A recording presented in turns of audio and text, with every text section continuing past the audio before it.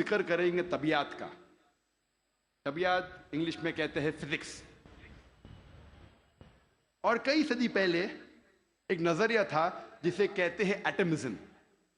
اور 23 صدی پہلے گریکس پرٹیکولرلی ڈیموکریٹس ان نے یہ ایٹمزم کے بارے میں سب سے پہلے کہا, ایٹمزم کے نظریے کے بارے میں, اور کہا کہ میٹر کے سب سے چھوٹے حصے کو کہتے ہیں ایٹم, مادہ کے سب سے چھوٹے حصے کو کہتے ہیں ذرہ. عربی اور اردو میں ایٹم کو کہتے ہیں ذرہ. اور اس وقت انسان یہ سوچتے تھے کہ ذرے کو تقسیم نہیں کیا جا سکتا. آج سائنس ترقی کرنے کے بعد ہم مانتے ہیں کہ atom is the smallest part of matter having the characteristics of the element. ذرہ مادے کا سب سے چھوٹا حصہ ہے جو ایلیمنٹ کے کیریکٹرسٹکس رکھتا ہے, لیکن یہ ذرہ تقسیم کیا جا سکتا ہے انٹو پروٹونز, الیکٹرونز, نیوٹرونز.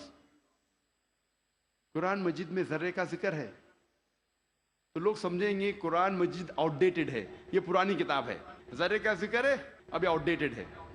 قرآن میں ذرے کا ذکر ہے, لیکن ذرے کے آگے کیا لکھا ہے وہ بھی ہمیں دیکھنا چاہیے.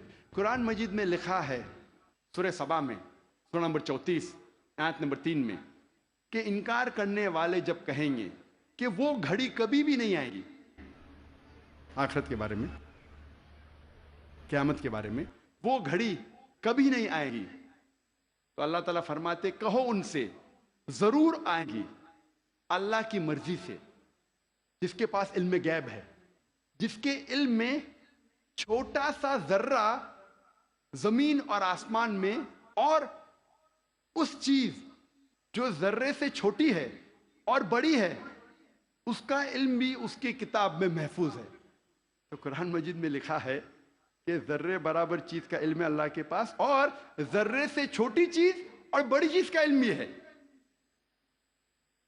اور یہ انفارمیشن, یہ خبر دہرائی گئی ہے سورہ یونس میں سورہ نمبر 10 آیت نمبر 61 میں کہ اللہ سبحانہ و تعالیٰ کے علم میں ہے ذرے جیسی چیز جو آسمان اور زمین پہ ہے, اور وہ چیز جو ذرے سے بھی چھوٹی ہے اور ذرے سے بڑی ہے اس کی کتاب میں محفوظ ہے. تو قرآن آؤٹ ڈیٹڈ نہیں ہے, قرآن اپ ٹو ڈیٹ ہے. قرآن پرانی کتاب نہیں بٹ الحمدللہ جدید کتاب ہے. اب ہم ذکر کریں گے واٹر سائیکل کے بارے میں, پانی کے چکر کے بارے میں. ہم جو اسکول میں پڑھتے ہیں واٹر سائیکل کے بارے میں, پانی کے چکر کے بارے میں, سب سے پہلے اس جدید پانی کے چکر کا ذکر کیا تھا سر برنارڈ پیلیسی نے سن 1580 میں.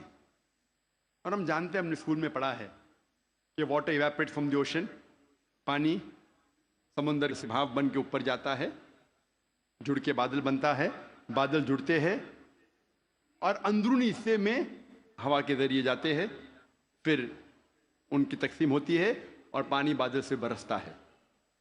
بارش برسنے کے بعد یہ پانی نہر بن کر, اسٹریم بن کے, لیک بن کے پھر سے جاتا ہے سمندر میں, اور یہ پانی کا چکر کمپلیٹ ہوتا ہے.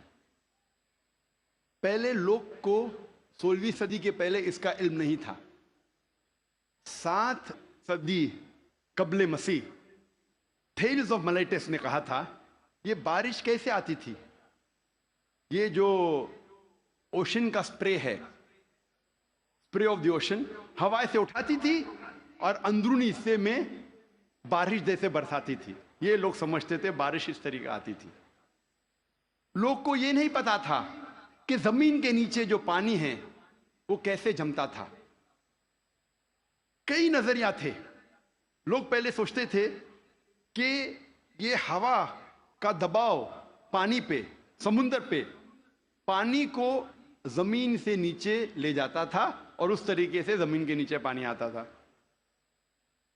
لوگ پہلے یہ سمجھتے تھے at the time of Plato کے وقت کہ یہ پانی ایک خفیہ راستے سے واپس جاتا تھا سمندر کی طرف, سمندر میں secret passage, the great abyss, known as the Tartarus at the time of Pluto.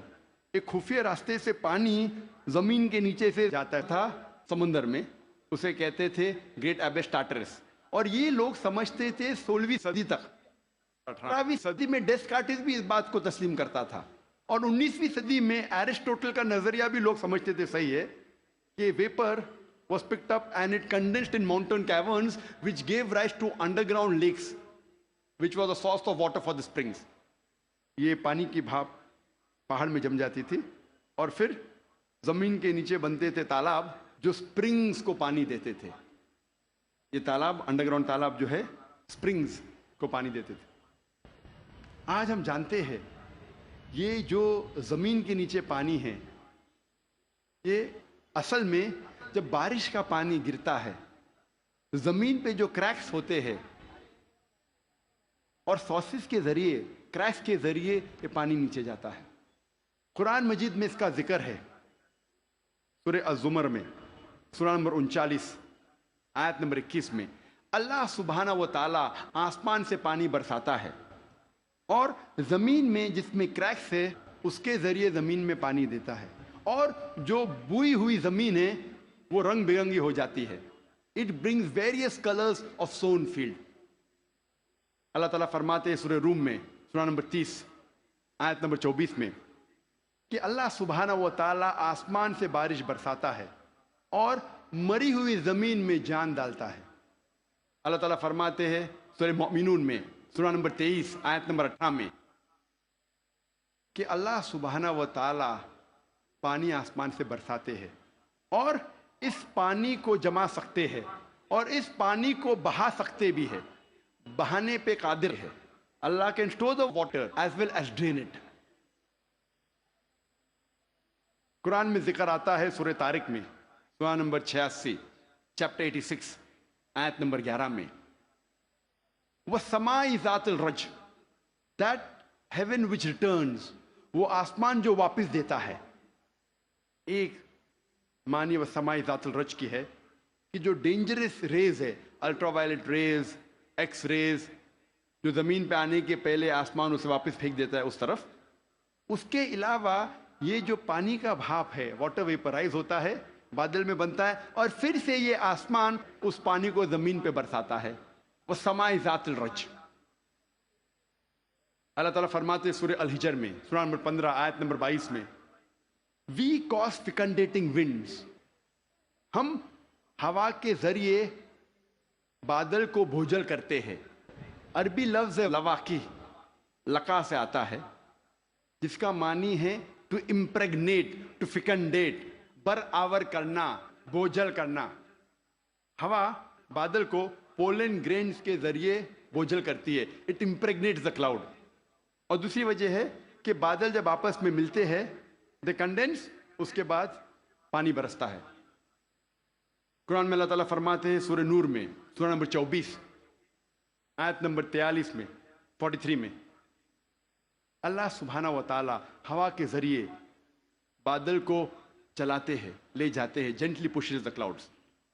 फिर ये बादल आपस में जुड़ते हैं, बड़े हो जाते हैं, उसके बाद पानी बादल से बरसता है।